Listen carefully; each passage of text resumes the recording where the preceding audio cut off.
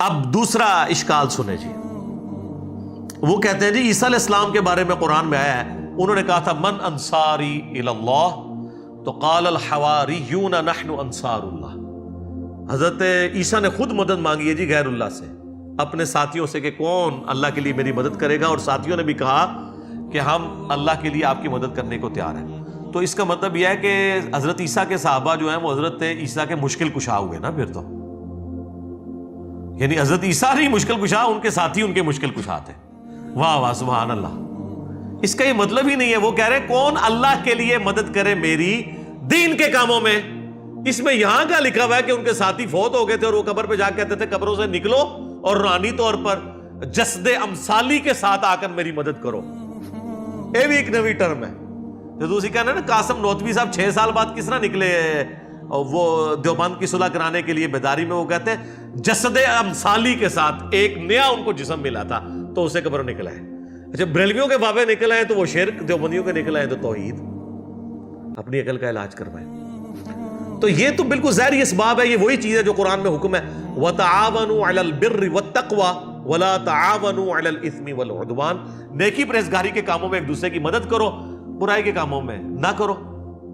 اس میں تو غیر اللہ کو غائب میں پکارا ہی نہیں جا رہا، نہ مرے ہوئے کو پکارا جا رہا ہے، نہ کسی دور والے کو، جو سامنے موجود ہے وہ تو سر آپ کافر سے بھی مدد لیں۔ صحیح بخاری میں حدیث ہے نبی علیہ السلام کی وفات اس حال میں ہوئی کہ آپ کی زرہ گروی رکھی ہوئی تھی یہودی کے پاس اناج کے عوض، تو آپ کافر سے بھی مدد لیں ظاہری اسباب میں۔ لیکن یہ تو نہیں ہے کہ کوئی فوت ہو گیا ہے اور سامنے موجود نہیں، آپ اس کو مدد کے لیے پکار رہے ہیں، نہیں۔ وہ نہ آپ کسی جن کو پکار سکتے ہیں، نہ فرشتے کو، نہ کسی پیغمبر کو، نہ کسی بزرگ کو۔ اور یہ تو حضرت عیسیٰ کے ساتھی تھے نا، اس طرح یہ ہے تو قرآن میں نبی صلی اللہ علیہ وسلم کے لیے بھی ہے۔ سورۃ الاعراف میں آیت نمبر 157 ہے، جس میں اللہ تعالیٰ نے باقاعدہ حکم دیا ہے اہل ایمان کو کہ تمہارا ایمان اس وقت کامل ہوگا کہ جب تم نبی کی مدد کرو گے ان کے دین کے سلسلے میں۔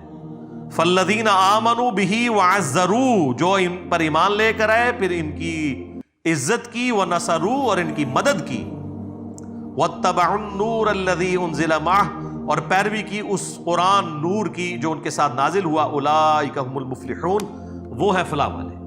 ہم آج بھی نبی علیہ السلام کی مدد کر سکتے ہیں ان کے دین کی اشاعت کر کے۔ تو اس کا کیا مطلب ہے ہم رسول اللہ کے مشکل کشا ہو گئے؟ نہیں، ہم تو اپنی مشکل دور کرنے کے لیے اللہ کے دین کا جو ہے وہ کام کر رہے ہیں۔ تو یہ معنی کچھ اور تھا، اس کو بدل دیا۔